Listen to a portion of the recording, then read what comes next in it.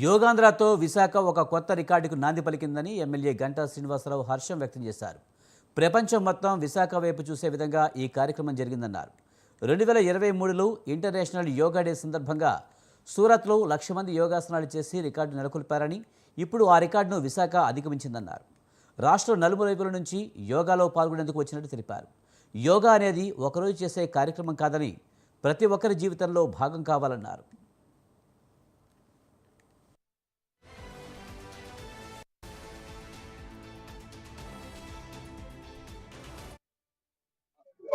Guinness book of world records Visakha వేదికగా ఆ పాత రికార్డు బ్రేక్ కావటం, విశాఖ ఈరోజు కొత్త రికార్డుకు నాంది పలికింది.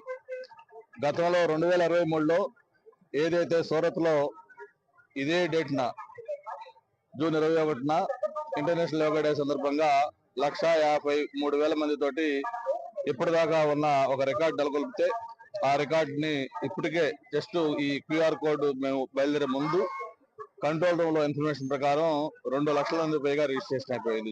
ఇక్కడ ఫిజికల్ గా ఈ కంపార్ట్మెంట్ లోకి జాయిన్ అయిన వాళ్ళు ఎంతమంది లోపల ఉన్నారో అంతకు మించి రెట్టింపు జనం బయట ఉన్నారు.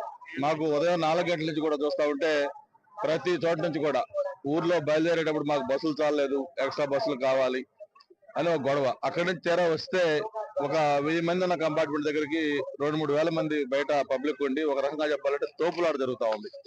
ఇది ఎవరు కూడా ఊహించని అనూహ్యమైన స్పందన. మేమైతే జనాలు అంత పొద్దున్నే రాగలుగుతారా, లేకపోతే ఇది కరెక్ట్ గా మనకు అవుతుందన్న చిన్న దీంట్లో ఉన్నాం. అయితే రాత్రి 12 o'clock 1 o'clock నుంచే ఆ జనాల్లో కదలిక మూవ్మెంట్ చూసిన తర్వాత మళ్ళీ అప్పటికప్పుడు మన ఇన్ఛార్జ్ మినిస్టర్ నారాయణ గారికి కంట్రోల్ రూమ్ కూడా అందరికి ఫోన్లు చేసి ఏర్పాట్లు పెంచుకోవాలని చెప్పి కూడా చెప్పడం జరిగింది. ఏదేమైనా యోగా అనేది ఏదో ఒక ఆసనం కిందనో లేకపోతే ఒకరోజు చేసే కార్యక్రమం కాదు. ఇది ఒక దైనందిన జీవితంలో భాగం కావాలి, ఒక లైఫ్ స్టైల్ కావాలి. చాలా సింపుల్ టెక్నిక్స్ ద్వారా కొంచెం టైం స్పెండ్ చేస్తే మనం ఆరోగ్యంగా